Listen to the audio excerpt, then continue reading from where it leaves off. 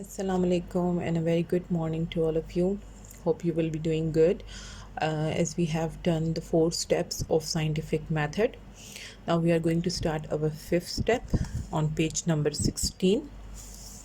Analysis. ठीक है, अभी तक हमने जो पढ़ा था उसके बाद आता है एक्सपेरिमेंट तक हमने पढ़ा था। सबसे पहले मैं आपको एक रिव्यू दे देती हूँ जो हमने पढ़ा हुआ है। सबसे पहले क्वेश्चन होता है, after question we do research. ठीक है, हम उसके बारे में सर्च आउट करते हैं। After that we do the hypothesis. Hypothesis एक एजम्पशन उसके बारे में दे देते हैं। एजम्पशन के बाद हम जो है उसको प्रूव करने के लिए एक्सपेरिमेंट अप्लाई करते हैं। ठीक है, these were the 4 points. Now we are going to start the analysis point. ठीक है, analysis point is the investigation. ठीक है, इन्वेस्टिगेशन उसके बारे में करना।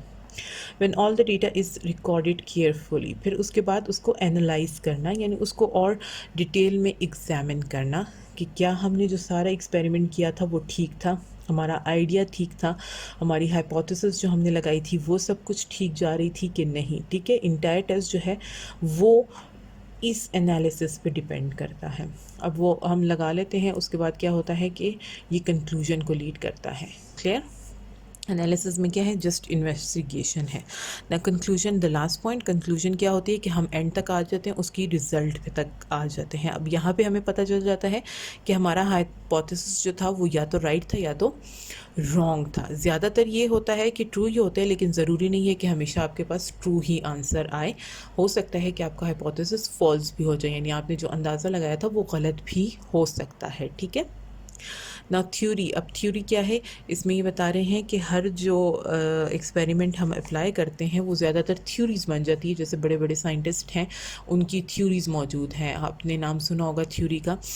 तो वो इस वजह से है क्योंकि उन्होंने वो चीज़ प्रूव करके दी हुई है कि ये ऐसा होता है कंफर्म। ठीक है, ज़रूरी नहीं है कि सारे ही जो उन्होंने प्रूव किए हुए वो थ्योरी बन जाती है। ठीक, यहाँ तक बिल्कुल क्लियर होना चाहिए आपको। हम जस्ट अब एक साइंटिफिक मेथड बना रहे हैं, जस्ट आपको क्लियर करने के लिए कि कैसे साइंटिफिक मेथड बनाया जाता है। ठीक है, I am going to explain this all.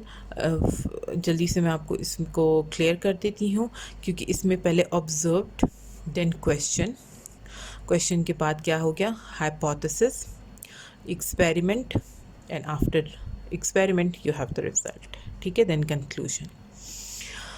Observed हमने सबसे पहले क्या किया कि lemon did not grow well in this year.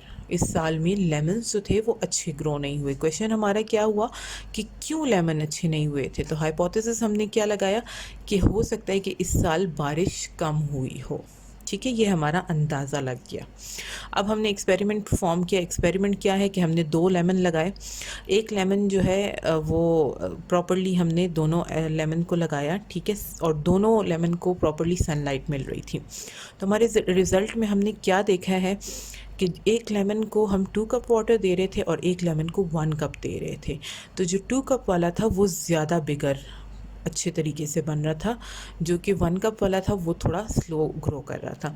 तो हमारा हाइपोथेसिस क्या था, वो ट्रू हो गया। कैसे ट्रू हो गया, क्योंकि हमने कहा था कि रेन नहीं हुई ज़्यादा, यानी उसको ज़्यादा पानी नहीं मिला।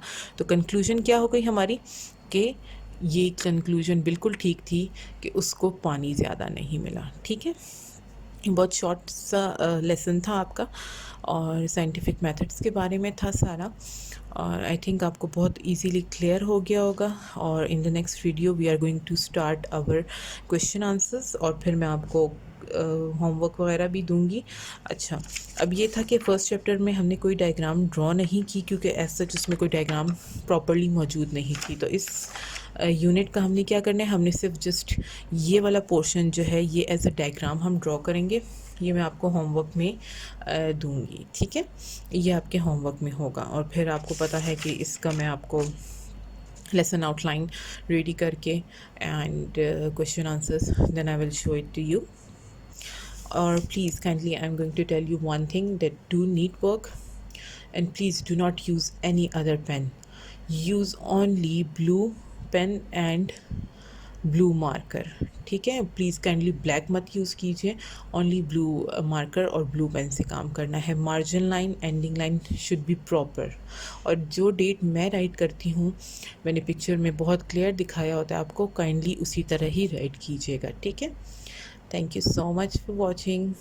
Have a nice day. अल्लाह हाफिज़।